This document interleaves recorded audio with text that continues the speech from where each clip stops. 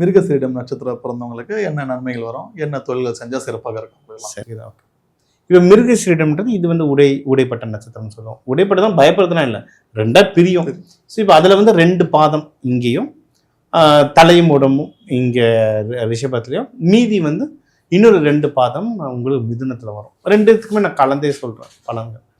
இப்போ இது வந்து செவ்வாயால் ஆளப்படும் நட்சத்திரம் மிருகசீரிடம். ஒன் ஆஃப் த ரொம்ப புனிதமான நட்சத்திரங்களில் ஒன்று என்னன்னா மிருகசீரிடம். முன்னாடிலாம் என்ன சொல்லுவாங்கன்னா, மிருகசீரிடத்தில் முக்கியமாக ஆண் பிறந்தா அவங்களுக்கு வந்து இந்த கல்யாணத்துக்கு ஜாதகம் பார்க்க தேவையில்லைன்னு. ஏன்னா இது வந்து ரொம்ப புனிதமான நட்சத்திரம். பல மாற்று மதங்கள், மற்ற மதங்கள் நிறைய ஏன்னா மதங்கள் பேர் சொல்லலை, ஸ்டார் பற்றி சொல்கிற நிறைய மதங்களில் நீங்கள் பார்த்தீங்கன்னா அது மிருகசீரிட நட்சத்திரத்தை வச்சு தான் அவங்க சொல்லியிருப்பாங்க. இப்போ அதில் அவங்க மிருகசீரிடன்னு எழுத போகிறது இல்லை, அவங்க ஊர் மொழியில் போட்டிருப்பாங்க. ஆனால் அந்த ஸ்டாரோடைய குணாதிசயங்கள், அந்த டேட்டு, அதெல்லாம் நீங்கள் கால்குலேட் பண்ணால் மிருகசீரிடத்தோட அது பயங்கரமாக மேட்ச் ஆகும். ஏன்னா தெய்வங்களுக்கு ரொம்ப ரொம்ப உகந்த நட்சத்திரம் எதுனா மிருகசீரிடம். இப்போ நீங்கள் இந்த மிருகசீரிடம் சொல்லும் போது நம்மளுக்கு ஒரு விஷயம் ஞாபகம் வரும். நீங்க அந்த படம் பார்த்துருப்பீங்க. இவனுக்கு இந்த பேயெல்லாம் நம்பிக்கைக்கான பேசும்போது உங்க நட்சத்திரம் என்ன, மிருகசீரிடம், அப்பனா உனக்கு வந்து இதுல நான் பேய்கள்லாம் ரொம்ப பிடிக்கும் அப்படி வந்து அது ஒரு கலையதாக சொல்லுவாங்க. இப்ப அதே வச்சு நம்ம சில சின்னதா கேள்வி, இது வந்து உண்மையாகவே அந்த மாதிரி இருக்கா? இல்ல, அப்படி படத்துக்காக சொன்னேன், படத்துக்காக சொன்னதுங்க. சரி சரி. இது வந்து செவ்வாயோடைய நட்சத்திரம். இது பேய்க்குலாம் எதுவும் கிடையாது. ஆனா இந்த நட்சத்திரத்துல பிறந்தவங்களுக்கு வந்து நார்மலா அந்த அக்கல்ட் சயின்ஸ் உள்ள இன்ட்ரெஸ்ட் இருக்கும். இந்த மாந்திரிகம், இந்த மாதிரி விஷயங்கள் அவங்க இன்ட்ரெஸ்ட் இருக்கும். இவங்களுக்குன்னு இல்லை, ஜெனரலா செவ்வாயில பிறந்த நட்சத்திரக்காரங்க இன்ட்ரெஸ்ட் ஜாஸ்தியா இருக்கும். இப்ப இவர்கள் வந்து எந்த மாதிரி தொழில்கள் பண்ணா இவர்களுக்கு வந்து கை கூடன்னு பாக்குறீங்க? இப்ப இவங்களுக்கு வந்து இப்ப ரிஷபத்துல இருக்கிற மிருகசீரிடம் வந்தா இவங்களுக்கும் டிராவல் சம்பந்தமா, டிராவல்ஸ், அதாவது வெளிநாட்டுக்கு அனுப்புற டிராவல்ஸ். இப்ப துபாய்க்கு, யூஎஸ்க்கு பொறுத்து வந்து விசா எடுத்து கொடுக்குறது, டிராவல்ஸ் கம்பெனி அவங்களுக்கு, இவங்களுக்கு இந்த டிராவல்ஸ் இது எல்லாமே நல்லா இருக்கும். இன்னொன்று பேங்கிங், வெளிநாட்டு பேங்கிங்கோட இருக்கிறது, நம்ம ஊர் பேங்கிங்க்கு அங்க போயிட்டு அந்த பிரான்ச்ல போய் வேலை செய்யறது, இந்த மாதிரி ஃபினான்ஸ் இதுவும் நல்லா இருக்கும். டிராவல் சம்பந்தமா ஒண்ணு அவங்க டிராவல் பண்ணுவாங்க, இல்ல டிராவல் பண்ணுவாங்க, இல்ல சொந்த அது ரிலேட்டடா ஏதோ ஒரு விஷயம் பண்ணுவாங்க மேஜரா. சரிங்களா? அடுத்து உணவு தொழிலாம் கூட இவங்களுக்கு சூப்பராக செட் ஆகும். அடுத்து இப்போ மிதுனத்தில் இருக்கிற உங்களுடைய மிருகசீரிடம் நீங்கள் பார்த்தீங்கன்னா நிறைய பேர் வக்கீல் தொழில், பேசுகிற தொழில், கமிஷன் பேசஸ், இல்லை இதுலேயே அப்படின்னா டிராவல்ஸ்லேயே இவங்க வேலை செய்வாங்க, இவங்க கமிஷன் பேசிஸில் வேலை செய்வாங்க. இந்த மாதிரியும் அவங்களுக்கு வந்து நிறைய அமையத்துக்கு நல்ல வாய்ப்புகள் இருக்கு. இப்போ இவர்கள் வந்து எந்த கடவுளை கும்பிட்டா இவர்களான வாழ்க்கை சிறப்பாக இருக்கும்? இவங்களுக்கு வந்து முருகர் தான். முருகருக்கும் ஏன்னா இது செவ்வாயோடைய வீடு, செவ்வாய் முருகன். இப்போ அதான் நீங்கள் முக்கியமாக எடுத்துக்கிட்டீங்கன்னா இப்போ ரிஷபத்தில் இருக்க மிருகசீரிடம் வந்தால் வள்ளியை வழிபாடு பண்ணால் ரொம்ப சூப்பராக இருக்கும். முருகனும் வள்ளியும், இல்லை வள்ளி சார்ந்து இருக்கிற முருகன் கோவில் போயிட்டு வந்தால் இவங்களுக்கு ரொம்ப நல்லது. இப்போ எந்த கிழமைகள் இவர்களை போய் கும்பிட்டா அது நல்ல பலன் கிடைக்கும் பார்க்க? செவ்வாய்க்கிழமை உங்களுக்கு டிஃபால்ட்டாக வேலை செய்யும். செவ்வாய்க்கிழமை சூப்பராக வேலை செய்யும் உங்களுக்கு. இன்னொன்று இவங்க அதே நீங்கள் ரிஷபத்தில் இருக்கிற மிருகசீரிடம் வந்தால் செவ்வாய் இல்லை வெள்ளிக்கிழமை போகலாம். மிதுனத்தில் எந்த முறையில் வழிபாடு பண்ணணும்னு நினைக்கிறீங்க? இவங்களுக்கு வந்து நீங்கள் ஒன்று தீபம் ஏற்றலாம். இவங்க ஏன்னா செவ்வாய் இருந்தால் தீபம் ஏற்றி வழிபாடு பண்ணலாம். அப்படி இல்லைன்னா நீங்கள் வந்து ரிஷபமாக இருந்தால் சாப்பாடு அன்னதானம் வழிபாடு பண்ணலாம். மிதுனமாக இருந்தால் அது தூபம் போடலாம், சாம்பிராணிலாம் போடுறாங்கல்ல அதை வாங்கி கொடுக்கலாம், இல்லை அவங்களே சாம்பிராணி போட்டு வழிபாடு பண்ணலாம், தூபம் வழிபாடு பண்ணலாம். இப்போ இவர்களுக்கு வர வாழ்க்கை துணை எப்படி இருக்கும்? இவங்களுக்கு வரவங்களுக்கு வந்து எப்படின்னா, அந்த ரிஷபத்தில் இருக்கவங்களா இருந்தால் கொஞ்சம் இவங்களை டாமினேட் பண்ணுறவங்க மாதிரி இருக்கும். ஆனால் இவங்க மேனேஜ் பண்ணிடுவாங்க. ஏன்னா இவங்களை செவ்வாய் விடுறதுனால மேனேஜ் பண்ணிடுவாங்க. இவங்க வரவங்க இவங்க டாமினேட் பண்ணுவாங்க. ஆமாம், டாமினேட் பண்ணுவாங்க. பட் இவங்க மேனேஜ் பண்ணிடுவாங்க. ரொம்ப இது பண்ண விட மாட்டாங்க. அவங்களுக்கு ஏற்ற மாதிரி மேனேஜ். ஏன்னா இவங்க வந்து கோபமும் படுவாங்க, பக்குவமாகவும் இருப்பாங்க. இடத்துக்கு ஏற்ற மாதிரி அவங்க வந்து கரெக்டாக அவங்கள அடாப்ட் பண்ணிப்பாங்க. மோஸ்ட்லி இவங்களுக்கு வர மிதுனத்தில் இருக்கவங்களுக்கு கூட மோஸ்ட்லி வர ஹஸ்பண்டோ ஒய்ஃபோ நல்ல மெச்சூர்டு பீப்புளாக வருவாங்க.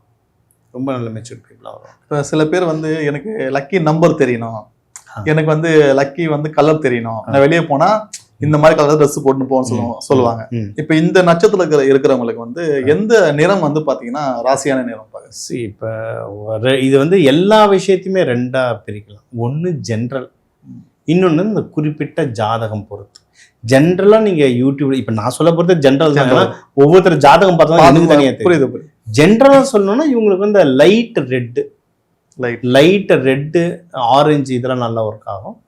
இதை தாண்டி டீப்பாக நிறைய கலர்ஸ் அவங்களுக்கு தெரியணும் அப்படின்னா அவங்க வந்து தனிப்பட்ட ஜாதகம் பார்த்தா தெரியும்.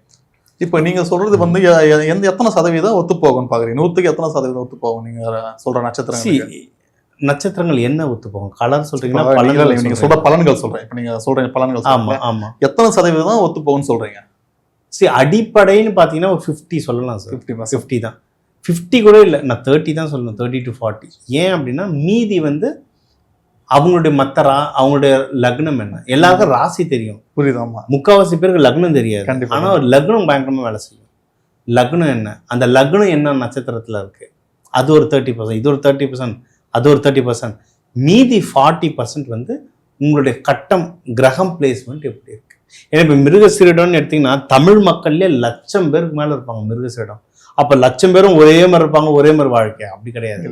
இப்போ மீதி மெஜாரிட்டியா, அதாவது நிறைய பேருக்கு யூடியூப்ல வந்து வரும்போது நீங்க சொல்றது எல்லாம் மேட்ச் ஆகல, சும்மா டூப் அப்படிலாம் சொல்றாங்க. அது ஏன் சொல்றோம் அப்படின்னா இது பொதுவான விஷயம் மட்டும் தான் இல்லை சொல்ல முடியும். கரெக்டா உனக்கு எப்போ உடம்பு சரியில்லாமல் போச்சு, எப்போ உனக்கு இதுவா வேலை கிடைச்சதுன்னா சொல்லணும்னா ஜாதகம் பார்த்தா தான் தெரியும். சரியா? ஸோ மெஜாரிட்டியா ஆல்மோஸ்ட் 40 to 50% எந்த விஷயம் கரெக்டாக உங்களை ப்ரெடிக்ட் பண்ணணும்னா ஜாதகம் தான். அந்த கட்டத்தில் எங்கே கிரகம் இருக்குன்றதை பொறுத்து தான் அக்யூரசி ஜாஸ்தியாக இருக்கும். இப்போ இவர்களோட உடல்நலம் எப்படி இருக்குன்னு பார்க்குறீங்க? இவங்க உடல்நலம் வந்து ஸ்ட்ராங்காக இருக்கும். ஏன்னா இது செவ்வாயின்றதுனால இவங்களுக்கு வந்து இயற்கையாகவே இவங்களுக்கு வந்து ஸ்ட்ராங்கான உடல்நிலையாக இருக்கும். இவங்களுடைய ஜென்ரல் வாழ்க்கை எப்படி வரும்னா இவங்களுக்கும் இப்போ செவ்வாய் தசை வந்து பிறக்கும் போதே செவ்வாய் தசை. ஸோ ஒரு 10 வருஷம் செவ்வாய் தசை இருக்கும்.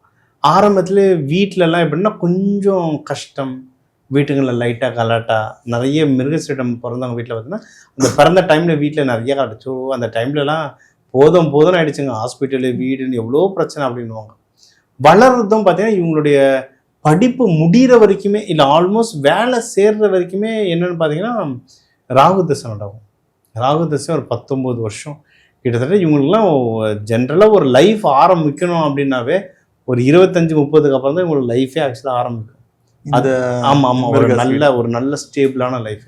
ஏன்னா அது வரைக்குமே செவ்வாய் தசை ராகு தசைன்னு புரட்டி எடுக்கும், கடினமாக தான் இருக்கும். அது ஒரு 25-30 வயசுக்கு மேலே ஒரு குரு தசை ஆரம்பிக்கும். அந்த டைம்ல தான் அப்பாடா அது சொல்லுவாங்கல்ல, லைஃப்ல ஃபர்ஸ்ட் ஹாஃப்ல கஷ்டப்பட்டவங்க அதெல்லாம் என்னன்னா மிருகசீரிடம், முக்கியமா இந்த செவ்வாய் நட்சத்திரங்களுக்கு அது பயங்கரமா பொருந்தும். ஏன்னா ஒரு 25-30 வயசு வரைக்கும் கஷ்டப்படுவாங்க. அதுக்கப்புறம் தான் உங்களுக்கு வந்து ஒரு நல்ல காலம் ஸ்டார்ட் ஆகும். அதுலேயே யாராவது இந்த 7.5 சனிலாம் அந்த டைம்ல மாட்டிக்கினாங்கன்னா இன்னும் 5 வருஷம் கொஞ்சம் கஷ்டம். இப்போ நீங்க சொல்றீங்களா, இப்போ 25 வயசு வரைக்கும் தான் கஷ்டமா இருக்கும், அதுக்கப்புறம் 30 வயசு வரைக்கும் கஷ்டமா இருக்கும், அதுக்கப்புறம் நல்லா இருப்பாங்க. இப்போ இவங்க திருமணம் பண்ணணும்னு ஆசைப்படுறான்னு வச்சுக்கலாம், 25 வந்து இவங்களுக்கு அந்த நேரம் வந்துடுச்சுன்னா பண்ணலாமா, இல்ல நம்மளுக்கு நல்ல நேரம் வரட்டும்னு சொல்லிட்டு வெயிட் பண்ணி பண்றது நல்லதா? ஜென்ரலா நீங்க மிருகசீரத்துக்கு பாத்தீங்கன்னா ஆட்டோமேட்டிக்காவே அது டிலே ஆயிடும். நம்மளே முயற்சி பண்ணாலும் 25க்கு மேல டிலே ஆயிடும். சரியா? நீங்க வந்து அது 90s கிட்ஸா இருந்தாலும் சரி, 2K கிட்ஸா இருந்தாலும் சரி, ஆட்டோமேட்டிக்கா டிலே உள்ள தள்ளிடும். ஓகேவா? அப்படி இல்லை சீக்கிரமா ஆச்சுன்னா அந்த சின்ன சின்ன பிரச்சனைகள் வரும். ஏன்னா ராகு திசையில பண்ணும்போது சில பிரச்சனைகள், சீக்கிரம் பண்ணிட்டு கொஞ்சம் அடிச்சுக்கிறது பிடிச்சிக்கிறது எல்லாம் நிறைய பார்த்தீங்கன்னா இதில் நடக்கும். விஷயம் தெரிஞ்சவங்க ப்ராப்பராக ஜாதகம் பார்த்து ப்ராப்பராக கைட் பண்ணி பண்ணுறவங்க என்னன்னா அதுக்குன்னு சில பரிகாரங்கள் இருக்கு. உலகத்தில் எல்லாமே கஷ்டம் இருக்குன்னா எல்லா கஷ்டத்துக்கும் ஆண்டவன் தீர்வும் தந்துருக்கான். அந்த தீர்வை நம்ம நம்பி எடுத்துகிட்டு போய் அதை கரெக்டாக பண்ணிட்டு இருந்தோம்னாவே நிறைய விஷயங்கள்ல இருந்து தெரிஞ்சுக்கலாம். கண்டிப்பா இருக்கும், மைனஸ் இருந்தாலும் அதுக்கான பிளஸ் கண்டிப்பா இருக்கும். எடுத்து நம்ம யூஸ் பண்றதுல இருக்கு. ஸோ அந்த பரிகாரங்கள் செய்யும்போது டக்கு நம்ம தப்பிச்சிட்டு. பரிகாரங்கள் உண்மையாக செஞ்சு அதுக்கான பலன்கள் கிடைக்குமா? ஆமா, இப்ப பரிகாரங்கள்ல என்ன, ஒரு காரியம், பரின்றது குதிரை. நான் ஒரு ஸ்லோ ஒரு 40 கிலோமீட்டர்ல போறேன், கொஞ்சம் ஸ்பீடு பெட்ரோல் போட்டேன்னா அதிக ஸ்பீட்ல போவேன், அதுதான் பரிகாரம். அதாவது கொஞ்சம் ஒரு விஷயத்த ஃபாஸ்டா முன்னோக்கி தள்ளுறது தான் பரிகாரம். அப்போ எனக்கு பலிக்குதே, சிலது பலிக்க மாட்டுதே அப்படின்னா கரெக்டான ஆளுக்கிட்ட கரெக்டான பரிகாரங்கள் கேட்கணும். அது ஒரு விஷயம். இன்னொன்று வந்து நமக்கும் நேரம் நல்லா இருக்கணும். நேரம் நல்லா இருந்தால் தான் எவ்வளோ பரிகாரம் செஞ்சாலும் வேலை செய்யும். சனி பயிற்சியெல்லாம் பார்த்தீங்கன்னா சில பரிகாரங்கள் ரொம்ப டிலேவாகும். ஏன்னா சனி பகவான்றது அது டிலே பண்ணவே முடியாது. நிறைய பேர் இப்போ நிறைய பேருக்கு பரிகாரங்கள்லாம் பண்ணவே முடியாது. அதுதான் டைம். அதை மீறி பண்ணுறவங்க தான் ஜெயிப்பாங்க. இந்த மிருக சீரிசம் வந்து கொஞ்சம் லென்த்தா பேசினா ஒரு சினிமா டைலாக் வரை கேட்டிருந்தேன். இவருக்கான நேர்கள் பார்த்து இதுக்கான நல்லது தெரிஞ்சுக்கிட்டோம். இப்போ